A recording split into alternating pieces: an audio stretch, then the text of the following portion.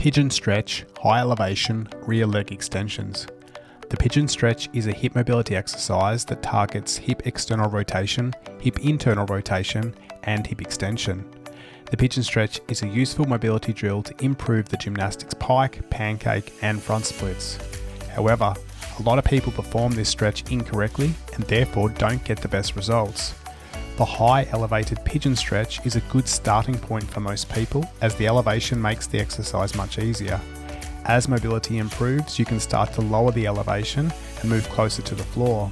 I'd suggest anywhere between 20 to 30 inches of elevation in the high pigeon stretch. I'd also recommend using a soft surface to rest the front leg on, either a soft box or place yoga blocks or ab mats on top of a hard box.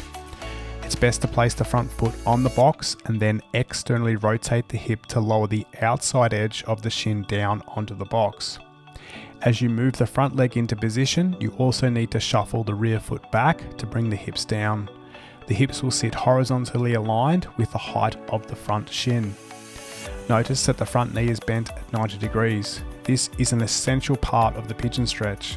A lot of people bend the front knee too much, which lessens the effectiveness of the stretch.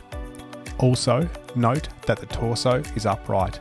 In this variation, the aim is to keep the torso as upright as possible, as this helps to increase the stretch, especially in the hip flexors of the rear leg. Another common mistake is allowing the pelvis to rotate.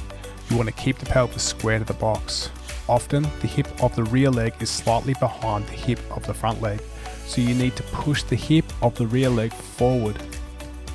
In this variation, we're working on straightening the rear leg to help deepen the stretch, especially in the hip flexors. Keeping the hips square and the torso upright, contract the quad of the rear leg and push the back of the knee towards the sky. It can also be helpful to think about pushing the heel of the rear foot away from the body. How straight can you get the rear leg? Then bend the rear leg and try to sink your hips down even lower.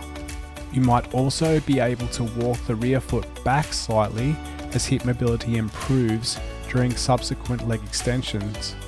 I would typically do 5 to 10 reps of leg extensions and then hold the last rep for 10 to 20 seconds. If you found this video helpful, hit the like button and please subscribe to the channel.